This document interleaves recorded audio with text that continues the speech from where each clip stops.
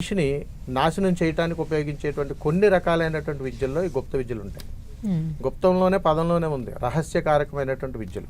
ఇప్పుడు ఉదాహరణకు గుప్త నవరాత్రులు చేస్తారు, మీరు వినే ఉంటారు. ఇవి రాత్రిపూట ఆరాధన చేసేటువంటి విధానాలు. ఈ కాలంలో ఇప్పుడు అందరూ చేసేస్తున్నారు గుప్త నవరాత్రులు. ఎవరు చేయాలి? ఆ మంత్రాన్ని సిద్ధి పొందిన వాళ్ళు చేయాలి, సాధకుడు చేసుకోవాలి. అంటే ఇప్పుడు మేము ఉన్నాం, మాకు సంబంధించినవి అవి. ఆ సాధన చేసి ఆ మంత్రాన్ని పొంది ఆ అనుష్ఠానంలో ఉన్నటువంటి వాళ్ళు మాత్రమే చేసుకోదగ్గటువంటివి ఈ గుప్తానికి సంబంధించినటువంటివి తప్ప అందరూ చేయడానికి అవకాశం ఉండదు. అంటే మాకున్న అవగాహన ప్రకారం ఉదయం పూట జరిగే పూజలు ఏవైనా కూడా, ఈ ఆరాధనలు ఏవైనా కూడా ఒక మంచి కోసం జరుగుతున్నవని, రాత్రిపూట చేసేవన్నీ గుప్తంగా చేస్తూ ఉంటారు, ఎవరికి తెలియకుండా గోప్యంగా జరుగుతున్నాయి కాబట్టి అవి చెడుకి కోసం జరుగుతున్నవి అని మేము అనుకుంటూ ఉంటాము. దీని పట్ల మనకి కలిగే అవగాహన అది.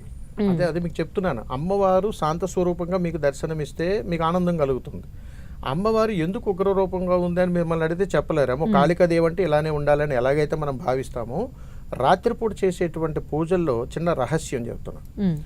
గుప్త పూజలు చేసేటప్పుడు అమ్మవారికి అనుకూలమైనటువంటి సమయం రాత్రి 11 గంటల నుంచి 1 గంట. ఆ సమయంలో పగటిపూట ఎలాగైతే ఆరాధన చేస్తారో రాత్రిపూట కూడా అలాగే ఆరాధన చేస్తారు. రాత్రిపూట చేస్తే ఇదేదో ప్రమాదం అనేటువంటిది ఆ నోట ఈ నోట మన చెవిలో పడి ప్రమాదం అని అనుకుంటాం తప్ప ప్రమాదం కాదు.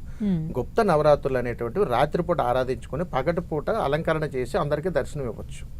అందరూ చూస్తుండగా రాత్రిపూట చేసే పగలపూట చేయరు. అందుకని రాత్రిపూట చేసేటువంటి వాటిల్లో ప్రమాదాలు కాదు ఇవి. ఇవి అందరూ చేసేవి కూడా కాదు. ఇది కూడా అండర్లైన్ చేసుకోవాలి. కేవలము మంత్రోపదేశం తీసుకున్న వాళ్ళు, సాధన చేస్తున్న వాళ్ళు, మంత్రాన్ని సిద్ధి పొందినటువంటి వాళ్ళు, గురు ప్రయాణంలో ఉన్నటువంటి వాళ్ళు మాత్రమే ఈ మహాశక్తి ఉపాసకులకు మాత్రమే అర్హత ఉంటుంది తప్ప నేనేదో ఇంట్లో ఉన్నానండి, మా గురువుగారు చెప్పారు నన్ను ఈ గుప్త నవరాత్రులు చేసుకోమన్నారండి అంటే కుదరదు. ఎందుకనంటే వితౌట్ అపాయింట్మెంట్ తోటి మనం ఏది చేసినా ప్రమాదమే. అంతే.